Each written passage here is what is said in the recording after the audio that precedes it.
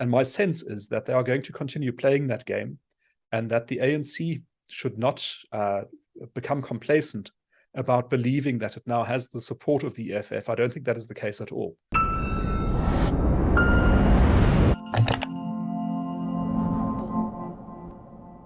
What game is the EFF playing? Well, joining me to discuss is my senior colleague at the CRA, John Endres. But before we jump into this video, just a quick announcement that we at the CRA are hosting a webinar this Thursday at 10 a.m. to discuss South Africa's ongoing crime epidemic.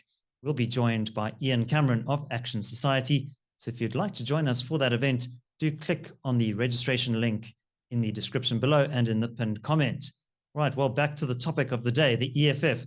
John, what game do you think they're playing, and what effect are they having on South Africa's politics? Well, David, I think in terms of the political analysis, it is easy to try to think of two clearly delineated camps, where the one camp would be the ANC and EFF, and the other camp would be everybody else.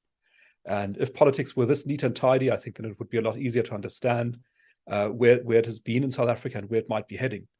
But what the recent weeks have demonstrated is that life is not as tidy as that. It can get quite messy. And that is precisely what we've been seeing in the city of Johannesburg, for example, where the Speaker of Council was unseated through a motion of no confidence, which interestingly found the backing of both the ANC and the EFF. And the reason that is interesting is that at the time of the local government elections last year, the EFF was quite adamant about refusing to work with the ANC, and as a matter of fact, by withholding its vote, enabled DA-led coalitions to come into power in various municipalities throughout South Africa.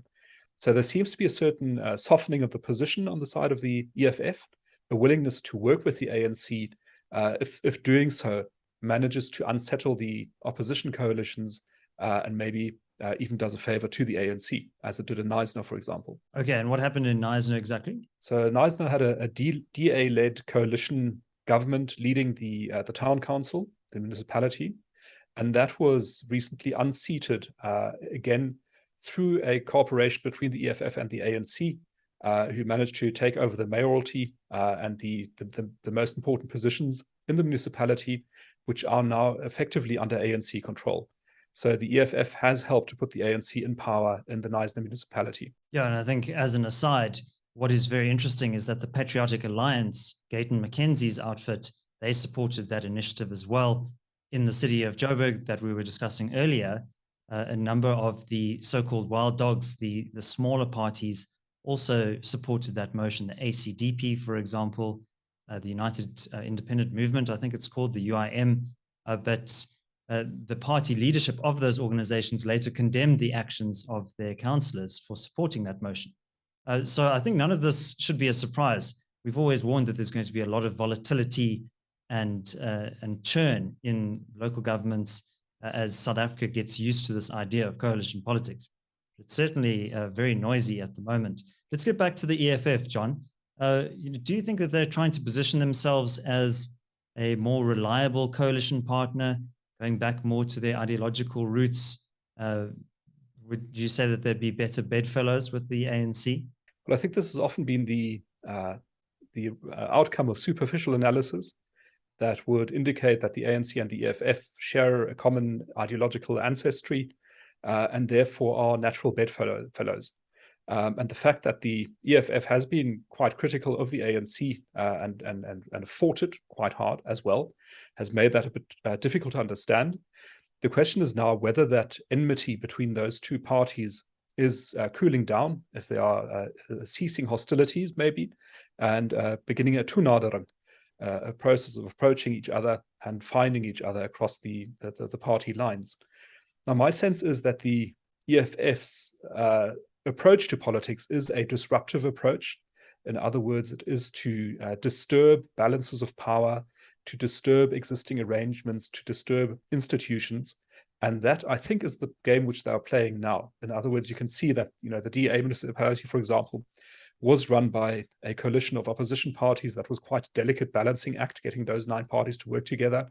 And the EFF, I think, does delight in the ability to just poke that finely balanced pile of stones and make it topple over.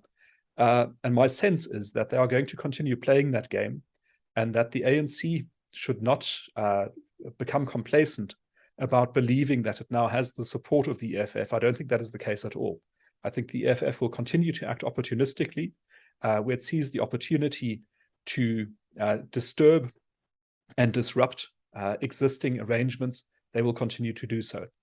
So I don't think this is quite the step yet where the EFF is formally offering its support for the ANC and forming part of a camp that is clearly delineated within South African politics. And do you think that kind of nihilistic posture is embedded in the DNA of the organization, or is it a deliberate strategy to try and affect a specific outcome? I think it's a combination. So if you go back to the founding constitution of the EFF, which is a 2014 document, you'll find there that the main objective of the EFF, as stated in that constitution, is to capture political and state power. That's fine enough. But they say through whatever revolutionary means possible. So in other words, they're by no means limited to democratic means, to constitutional means to obtain power, but quite openly and expressly say that whatever means necessary they will use. And that can include, for example, working with the ANC where it is convenient to do so, and then destroying the ANC once they have found their way to power. So I think it is part of the DNA, and it is probably also in the interest of the EFF to avoid exercising formal power, because that makes you more vulnerable to attacks of not delivering. So it's good for the EFF to be in opposition. It's a comfortable place to be. It's a convenient place to be, because from there they can exercise their role of being disruptive and of disturbing balances of power. Yeah, they seem not to have very much concern for actually getting into government. So, John, I guess a major obstacle with them going into a coalition with the ANC would be Mr. Ramaphosa being at the helm of the ANC. They seem to delight in personal attacks against him, quite happy to work with perhaps his opponents in the so-called RET faction. Do you think that they are playing a specific strategy there to try and dislodge the president, try and put pressure on him from without? Again, I doubt that they are playing a constructive role in the sense of trying to strengthen one side of the ANC in order to work with that side of the ANC, but rather it is more likely that this is part of the strategy of disruption. So, by playing off the sides of the ANC or the various factions within the ANC against each other, they can help to weaken the ANC and thereby still present themselves as a powerful force within South African politics that is able to achieve a disruption, even against the strongest party in the country, that being the ANC. And how do you see the DA responding to the antics of the EFF?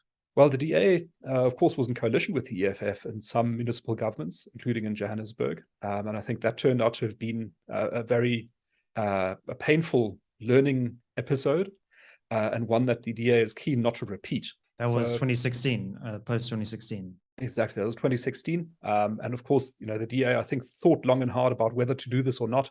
In the end, decided that the price of working with the EFF was worth the benefit of getting the ANC out of power in Johannesburg, for example. But on the other hand, it has turned out in retrospect to have been very expensive for the DA in terms of their reputation, in terms of their governance track record as well. So I think they will be quite wary about engaging with the EFF directly. However, there was a recent statement from the DA, which I found quite surprising, where they tried to put the EFF on the spot and suggested that the EFF should choose whether it wanted to side with the ANC or join a coalition, a multi-party coalition, with the aim of unseating the ANC.